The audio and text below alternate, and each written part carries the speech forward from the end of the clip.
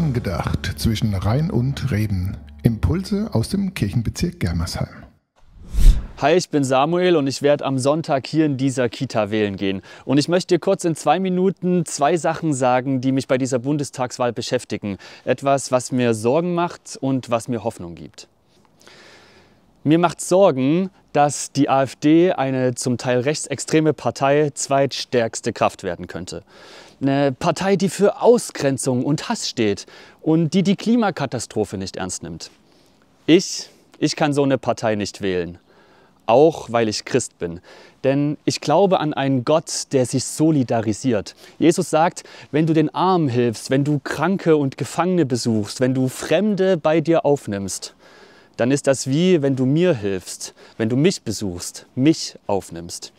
Und für mich bedeutet das, ich will mich solidarisieren, auch mit meiner Stimme.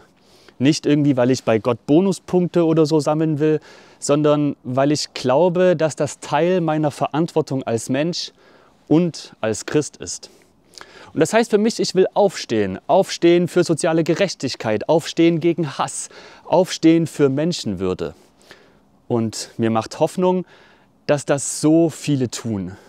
Dass so viele aufstehen gegen rechts und für eine solidarische Politik. Mir macht Hoffnung, dass in den letzten Wochen die Stimmen lauter werden, die sich für bezahlbaren Wohnraum, für Gleichberechtigung oder für Frieden einsetzen. Mir macht Hoffnung, dass ich erlebe, wie Leute auf die Straße gehen, um sich öffentlich dazu zu positionieren. Und ich glaube, wir sind mehr.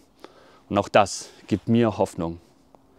Deswegen lasst uns an dieser Hoffnung festhalten und ich bitte dich, geh wählen und wähle demokratisch.